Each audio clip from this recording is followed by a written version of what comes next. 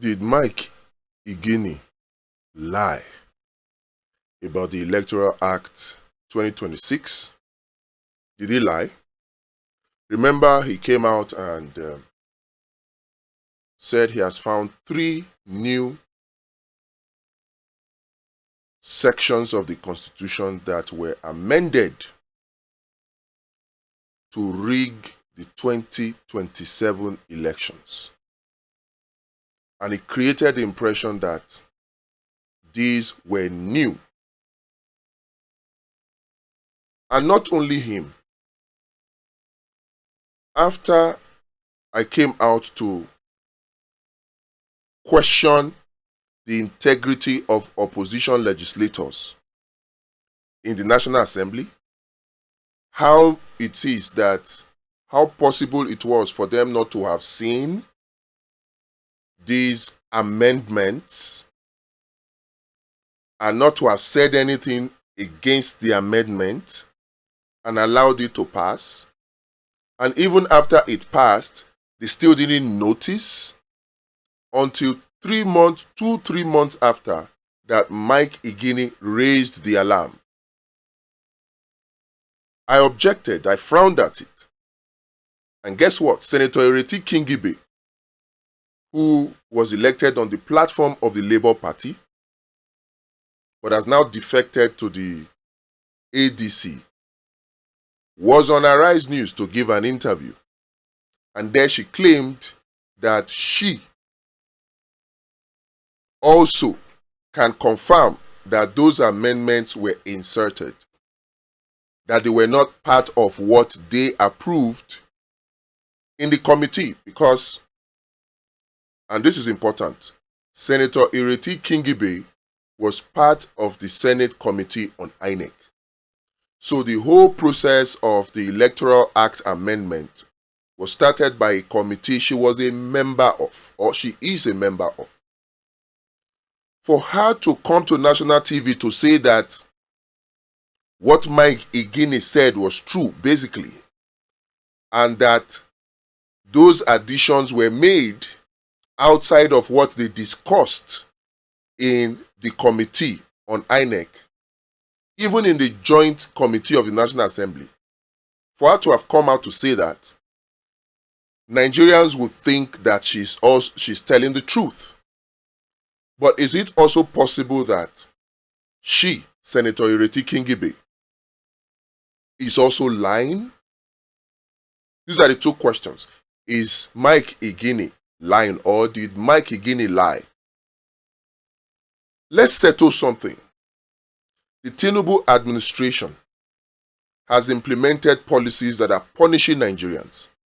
And in my own personal opinion, the Tinubu administration needs to be voted out. But here's the thing.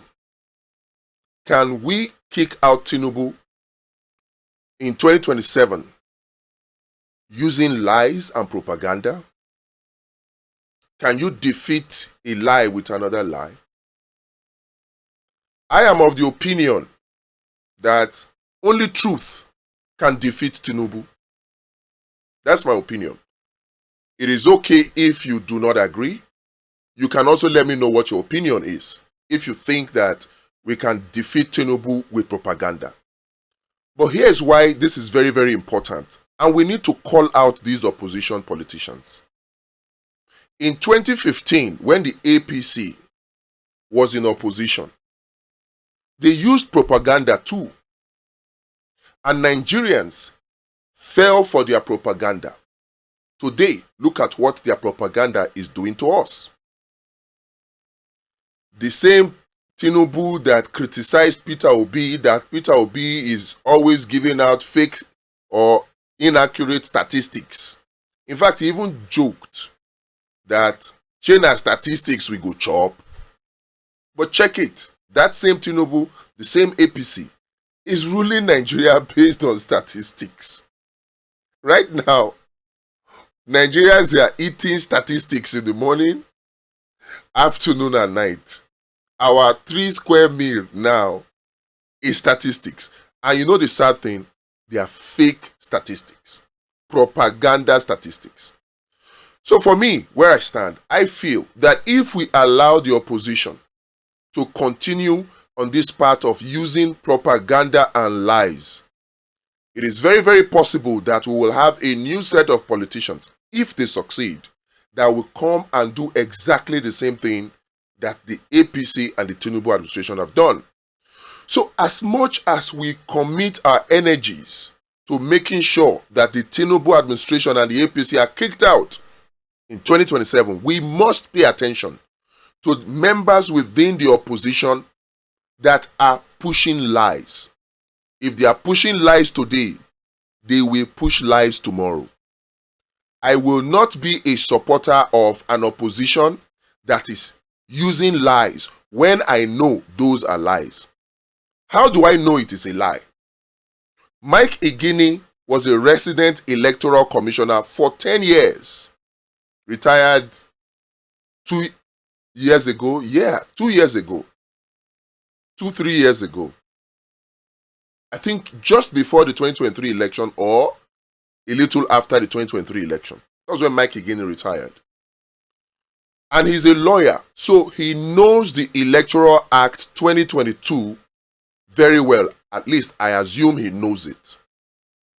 But here's where it is annoying that somebody of his caliber will come on national TV to engage in something that is now clear to me is a propaganda of lies, a propaganda of misinformation. I am not happy, and I will state my mind. Section 63, subsection 2, that Mike Igini said he just discovered. That section that when you read it, it appears to mean that anybody can print ballot papers and bring to the polling unit. And if the presiding officer is satisfied, then he will allow such ballot papers. Guess what? And I challenge every Nigerian to just take their phone, download the Electoral Act 2022, and also download the Electoral Act 2026.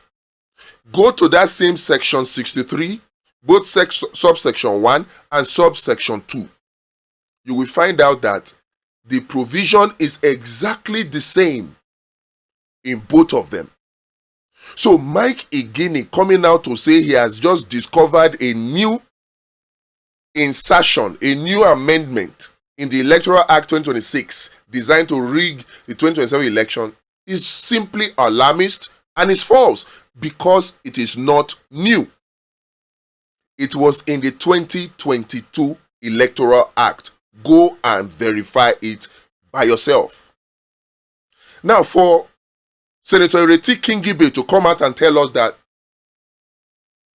that section was inserted after or outside of what they discussed at the Senate Committee on INEC, that is simply disgraceful and shameful.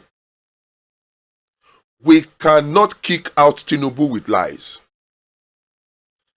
We weaken the position of the opposition when we spew lies. And it is sad that most Nigerians, we love lies. We just take the lies, we swallow it hook, line, and sinker, and we top it off with a good bottle of cold water.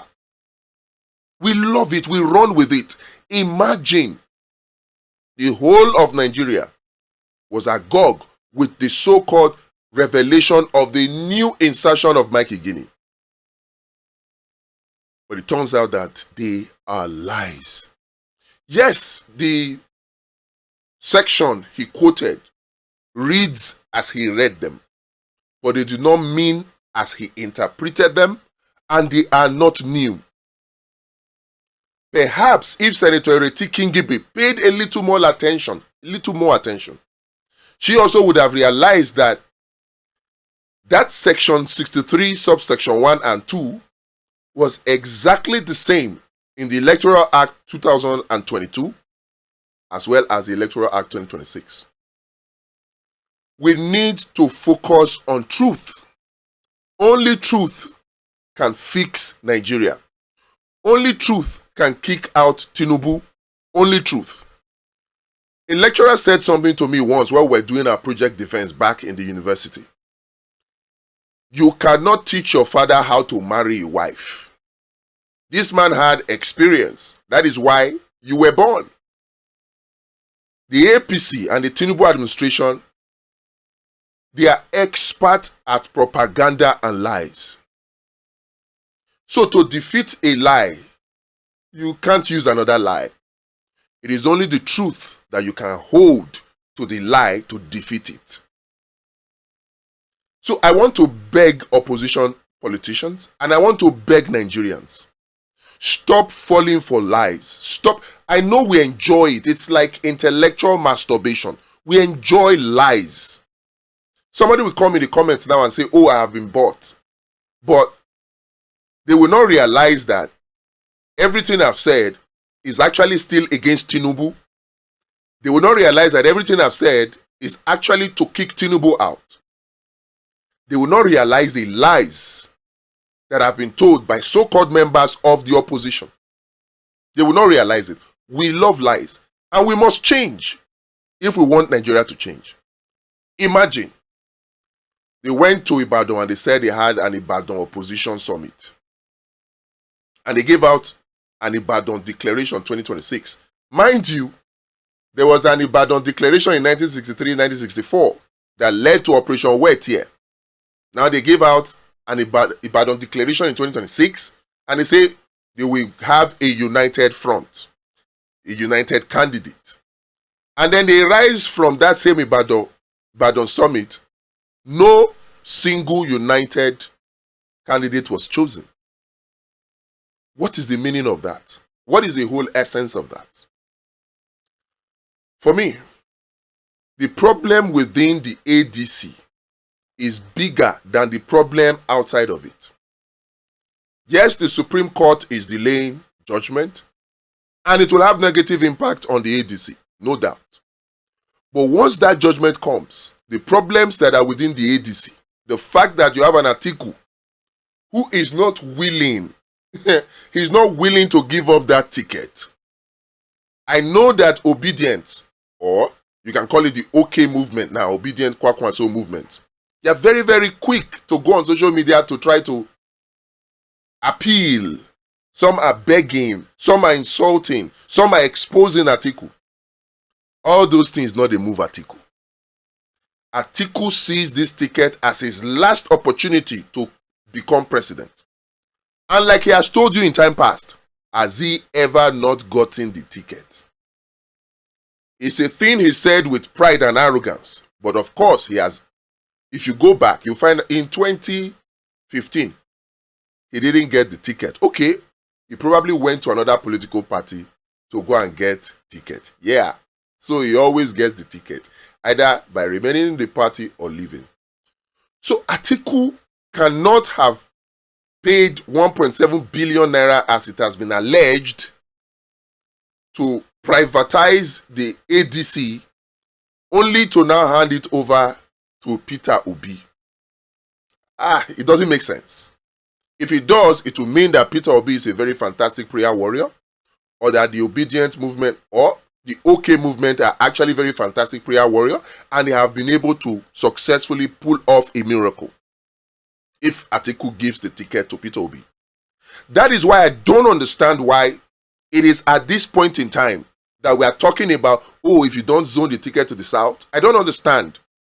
Oh, if you don't give the ticket to Peter Obi. What were the discussions that were had before Peter Obi joined the ADC, the so-called coalition? To the extent that now it appears that Peter Obi was deceived into joining the alliance so that Peter Obi will give publicity to the alliance, to ADC, because it is Peter Obi that is the life of that party right now. Yet, the so-called owners of the party will not want to acknowledge that, and they don't want to give him the ticket. Why are all these things important? We cannot follow a course with people who are sabotaging us in other causes. No. We are united in saying, okay, we want to take back Nigeria. We want a new Nigeria. We want to take back our country. But then the same people are engaged in impunities, right, left, and center, engaged in lies. It's like the sin of Achan in the Bible. It weakens our position. I beg you, Nigerians, see this truth that I am speaking. Don't just say, oh, the APC have bought me. Don't just say Tinubu has paid me. Don't just say I'm attacking the opposition. I am not attacking the opposition.